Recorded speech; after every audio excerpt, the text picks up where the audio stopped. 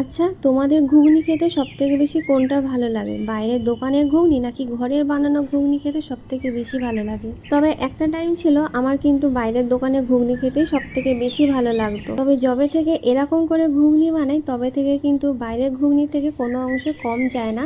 তো চলো আজকে তোমাদের সাথে শেয়ার করব আমি কিভাবে ঘুগনি বানাই পুরো দোকানের মতো স্টাইলের, আর পুরো হুবহু স্বাদ হয় একদম দোকানের মতন। তো এখানে হচ্ছে আমি মটরটা হচ্ছে কালকে রাতে ভিজিয়ে রেখেছিলাম ওভারনাইট। মটর পুরো ভিজে ডবল হয়ে গেছে। এখন হচ্ছে মটরটাকে ভালো করে ধুয়ে হচ্ছে প্রেসারে সিদ্ধ করতে বসিয়ে দেবো। এখানে মটরটা সিদ্ধ করার সময় প্রেসার কুকারের মধ্যে অল্প একটু নুন আর হচ্ছে হলুদ দিয়ে সিদ্ধ করে নিয়েছি মটরটা। আর আমি হচ্ছে সিটি দিয়েছি গুনে গুনে 17 থেকে 18 খানা। বরাবরই আমি যখনই মটর সেদ্ধ করি আমার এতগুলো সিটি দিতে লাগে না। এখানে হচ্ছে ঘুগনির জন্য ছোট ছোট করে আমি দুটো আলু কেটে নেবো।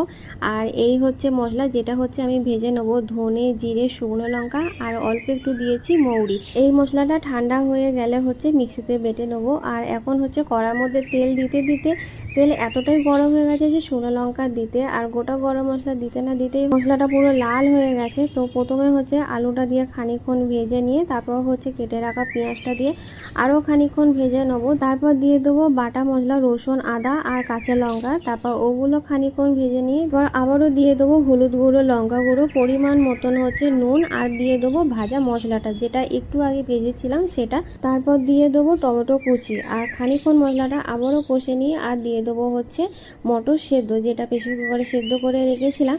এরকম হচ্ছে আমাদের ঘরে ঘুগনি হয়, মানে মটর সেদ্ধ, মানে খুব বেশি গোটা না গলাও না।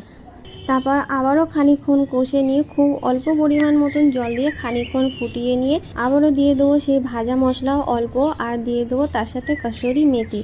এটা হচ্ছে এভারেস্টে কাসুরি মেথি দিয়েছিলাম আমি, আর শেষের দিকে দিয়েছিলাম বেশ কটা কাঁচা লঙ্কা। তো আমার হচ্ছে ঘুগনি এখানে রেডি হয়ে গেছে। এবার হচ্ছে চাটুতে হচ্ছে এই পাউরুটিগুলো গরম করব, মানে হালকা করে সেঁকে নেবো। তো এই ঘুগনির সাথে পাউরুটি কিন্তু দারুণ লাগে। তো এটা হচ্ছে শুধু নর্মালি সেঁকবো, কোনো বাটার বা তেল দিয়ে সেঁকবো না। তবে তোমরা চাইলে কিন্তু পাউরুটিটা তেল বা বাটার দিয়ে সেঁকে নিতে পারো। আর এখানে হচ্ছে বাটিতে আমি ঘুগনি নিয়ে নিয়েছি, আর ঘুগনির মধ্যে একটুকুনি পেঁয়াজ কুচি শসা কুচানো আর দিয়েছি সেই ভাজা মশলাটা যেটা বানিয়েছিলাম।